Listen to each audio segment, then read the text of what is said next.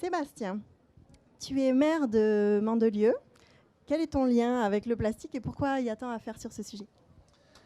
Bonjour à tous déjà. Effectivement, en tant que maire, mon lien avec le plastique, c'est un lien conflictuel nécessairement, puisque ce qu'on essaie de faire, nous, c'est de l'intercepter. Alors pas que le plastique, également tout ce qui se rapporte aux micro et macro déchets, mais le plastique est peut-être le symbole le plus parlant de ce nouveau fléau écologique. Et aujourd'hui, nous, notre but, c'est de trouver des solutions opérationnelles, puisque on se fie aux analyses, mais il suffit même de se fier uniquement en tant que regard citoyen pour voir quels sont les effets déjà visibles.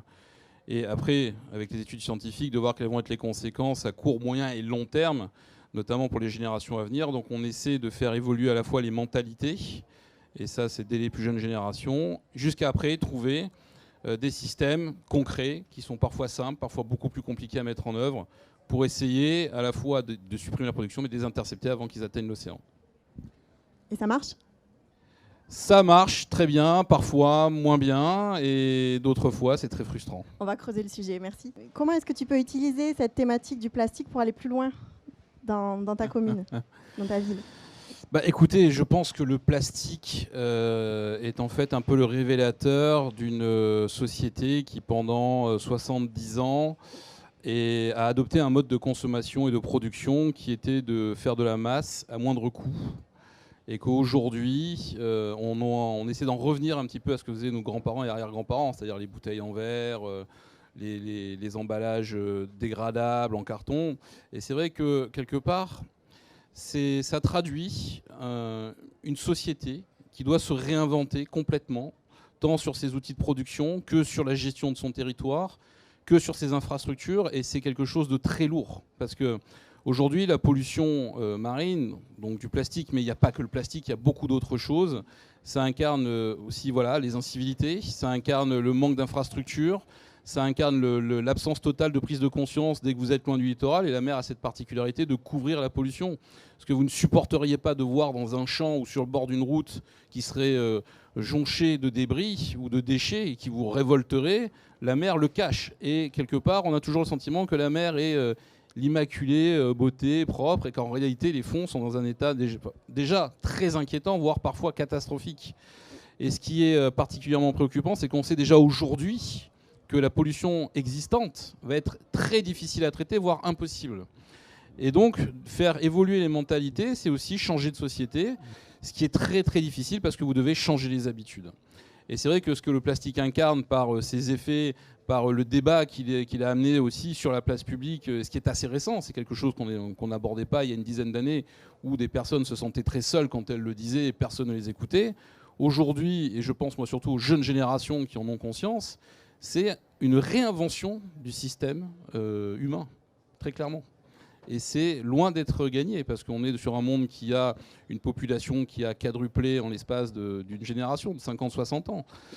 Après, c'est quelque chose aussi où il y a des infrastructures qui sont manquantes, où beaucoup de déchets d'origine ne sont pas traités. Donc c'est vrai que c'est la partie immergée de l'iceberg qui fait prendre conscience du cataclysme qui est devant nous.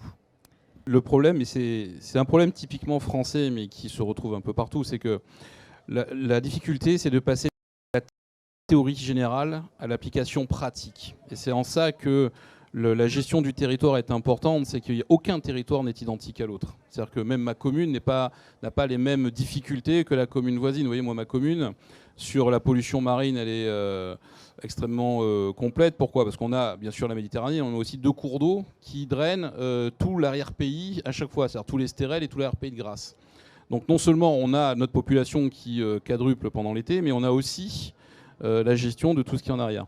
Et les lois que l'on fait sont souvent, malheureusement, des lois qui sont beaucoup d'annonces, mais qui ne donnent pas vraiment d'outils concrets. Les outils concrets sont vraiment laissés à la charge de ceux qui ont les collectivités en gestion pour trouver des solutions qui marchent.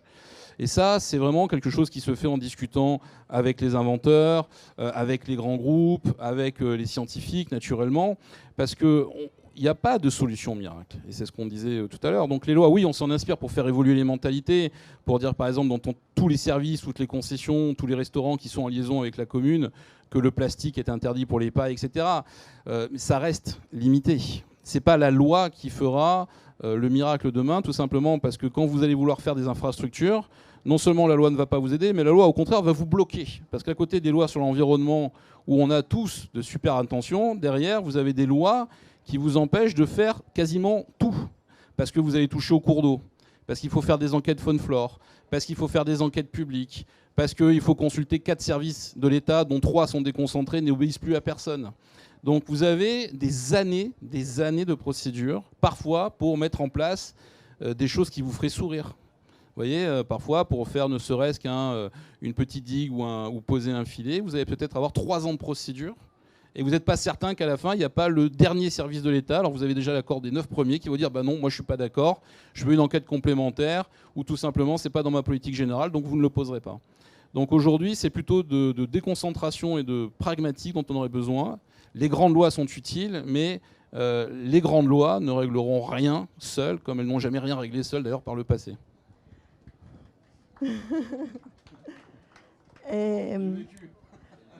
Et donc on fait comment du coup? Quand je dis qu'il faut réinventer le système humain, c'est déjà un défi citoyen, mais même chez nous, c'est un défi d'organisation, ne serait-ce que public. Aujourd'hui, on est un système en France, et je le regrette, parce que la France pourrait être sur ce domaine, elle devrait même, c'est son rôle d'être en leadership et de montrer le modèle, parce que vous voyez, la Méditerranée, c'est à peu près 600 000 tonnes de pollution plastique par an, 10 000 pour la France, donc vous me direz c'est moins, mais ça reste quand même monstrueux. Et on devrait mettre en place des solutions pratiques, mais on est tellement paralysé par l'inertie de notre administration centrale et de la bureaucratie généralisée qu'on prend beaucoup de retard alors qu'on a les idées, on a les inventeurs. Moi avant, quand j'étais avocat dans l'innovation, combien j'ai d'inventeurs qui m'ont dit j'ai trouvé le principe mais je vais le développer à l'étranger parce qu'en France c'est pas possible, c'est trop compliqué. Et même quand je l'ai mis au point, pour arriver à trouver une collectivité qui va le porter, eux-mêmes on leur dit non, c'est pas possible, il faut faire des procédures, bon. Donc il faut repenser le système, il faut aller sur le terrain et il faut donner sa part à l'innovation. Il faut faire des expériences, ça marchera ou ça marchera pas, mais si ça marche, il faut le garder. Est-ce que vous pensez qu'on peut arriver à un traité international? Parce que je pense aussi que ça peut être un levier fort. Comment on y va? Qu'est-ce qui manque? Parce qu'il se discute pas mal de choses ici au congrès de l'IUCN. Comment est-ce qu'on aboutit à un traité comme ça? On parle des aires marines protégées, on parle des zones de no-take pour la pêche, qui est aussi une grosse problématique. Comment on fait pour avoir des zones où on ferme le robinet du plastique? Pour faire des traités, il faut qu'il y ait aussi une exemplarité. C'est-à-dire que faire des grands sommets et des grandes déclarations et des grands traités, mais si au fond, si tout le monde en allant signer se dit bon, moi j'ai pas commencé, vas-y, moi je ferai dans 2 ans, 3 ans, 5 ans, c'est bien, mais ça ne changera pas grand-chose. En fait, aujourd'hui, on n'a pas besoin d'attendre, de convaincre, parce qu'il y a des pays qui vont être opposés à cette évolution, puisque leur économie ne le permet pas, ou leur économie est tournée vers la production. Vous voyez, le leader mondial aujourd'hui qui est la Chine, eux, ils ne sont pas du tout dans une optique de diminution du plastique, parce que c'est leur outil de production. Alors, ils affichent des volontés, mais derrière, ce n'est pas suivi par les faits. La France, aujourd'hui, son rôle, c'est vraiment de faire évoluer ses infrastructures, et aussi la pédagogie auprès de ses citoyens. Oui, moi je vous dis au niveau local, par exemple, ce qui est intéressant, c'est de voir que les jeunes générations sont beaucoup plus inquiètes de la pollution. Les enfants sont beaucoup plus... révoltés même. Hein. Révoltés, mais sont beaucoup plus attentionnés au sujet que leurs parents. Nous, le système, pardon, je vous donne un exemple, et je vais essayer d'être court. On a mis des filets sur les sorties d'eau pluviale. Bon, c'était compliqué parce qu'il a fallu faire beaucoup de recherches, parce qu'il y avait la pression hydraulique en cas d'inondation. Plus bon, c'est les Mondolosiennes, ça n'enlève rien. Or, ces filets nous ont permis d'intercepter la pollution, mais nous ont permis aussi autre chose, c'est qu'on connaît les réseaux. Donc on connaît aussi quel est le quadrillage qu'ils diffusent. Et on s'aperçoit de quoi? C'est que sur le littoral et les zones naturelles, les citoyens sont très respectueux. Or, là, vous avez le plus de pollution, c'est à l'intérieur des terres, notamment dans les zones commerciales, et notamment sur quelque chose qui est les mégots de cigarettes, qui se corrèlent au plastique, parce que quand vous jetez un emballage par terre, vous savez aussi généralement vous jetez les mégots. Donc ça veut dire que la prise de conscience, aujourd'hui, elle est liée à l'environnement naturel, elle n'est pas liée à l'environnement de vie. Et il y a peu de prise de conscience aujourd'hui de dire que si on jette quelque chose à 20 km du bord de mer, il va finir en mer. Et ça, c'est quelque chose qui, pour évoluer, doit évoluer bien sûr dans les consciences, mais doit évoluer dans les infrastructures. à la fois dans ce qui est commercialisé pour qu'on force les groupes commerciaux, et naturellement avec toute la pédagogie et le temps qu'il faut pour programmer ce changement d'investissement, mais il faut que les infrastructures publiques permettent à la fois d'intercepter, mais d'empêcher aussi cette pollution. Et c'est une fois qu'on a mis en place ça et qu'on ait un modèle à suivre de manière assez importante, parce qu'il faut le faire sur l'ensemble d'un littoral et pas seulement de manière en confetti, qu'on peut après dire, voilà, nous on l'a fait, ça marche, et en partant de là, on essaie d'évoluer. Mais si on va faire un traité en se disant, on ne fait rien chacun chez soi, mais on se dit que maintenant on va faire, mais on va se donner 10 ans pour commencer à y penser, bah, on fera encore un traité, et dans 5 ans on se dira, il faut en faire un deuxième. C'est la même chose que ce qu'on disait tout à l'heure, il faut partir de partout en même temps, c'est-à-dire du citoyen, du traité international, de la loi nationale, des ONG, des labos de recherche, des élus et des industriels. Au final, oui, et c'est pour ça qu'aujourd'hui la France permet de le faire, parce qu'en France les acteurs ont pris conscience à tous les niveaux. Bon, nous on a tous les voyants ouverts, il faut juste le mettre en marche. Allez, on est d'accord, go, on y va. Alors pour être positif et très rapide, les périodes de crise sont toujours celles où l'évolution technologique est la plus forte, parce que justement l'investissement notamment public va sur les technologies qui peuvent permettre de le régler. C'est ce qui s'est passé dans toutes les périodes de crise internationale, pendant les guerres. Et là, vous voyez, pendant même le Covid, ont été développées des technologies notamment vaccinales qui auraient sinon mis 15-20 ans à mettre en marche. Et aujourd'hui, j'ai bon espoir que la multiplication des fonds, des aides, même si elles sont encore quand même désorganisées, vont permettre à des systèmes... moi, je le vois sur les filets ou sur d'autres systèmes récupérateurs. Ce sont des technologies qui, il y a 15 ans, n'auraient pas pu sortir parce que aucune collectivité n'aurait mis de l'argent pour les acheter, alors qu'aujourd'hui, au contraire, c'est une priorité. Les élus, vous avez la carte en main. Ouvrez vos appels d'offres aux initiatives innovantes, aux initiatives qui vous font gagner de l'argent et qui vous donnent des tonnes, du volume, et non pas juste de la com ou quelques petits projets qui vous apportent juste, je dirais, une satisfaction personnelle. Merci à vous. Alors, je vous réponds très très brièvement, et oui, je souscris parfaitement à vos propos ainsi qu'à ceux de monsieur le député. Alors, vous voyez qu'on ne peut pas nous accuser de collusion politique, mais vous avez tout à fait raison sur ce que vous venez de dire, tant sur le fait qu'on fait beaucoup de lois pour faire de la com et après souvent il ne se passe rien, et sur les déchets, là aussi je suis d'accord avec vous, on le fait, en tout cas sur la communauté d'agglomération de Cannes, parce que vous savez que maintenant c'est les comités d'agglomération qui gèrent ça. La problématique qui sont les nôtres, mais comme de nombreux territoires, c'est qu'au niveau des infrastructures dont on a besoin pour traiter ces déchets, aujourd'hui pour ouvrir une infrastructure de traitement, y compris de recyclage, ça se compte en décennies, parce que le nombre de normes, de commissions à passer, vous voyez, moi je suis sur un transfert de centre de recyclage qui a fermé et que j'essaie de réouvrir sur ma commune, qui est essentiel, parce qu'en plus, il nous a aidé lors des inondations de 2015 à traiter des dizaines de milliers de tonnes d'encombrants.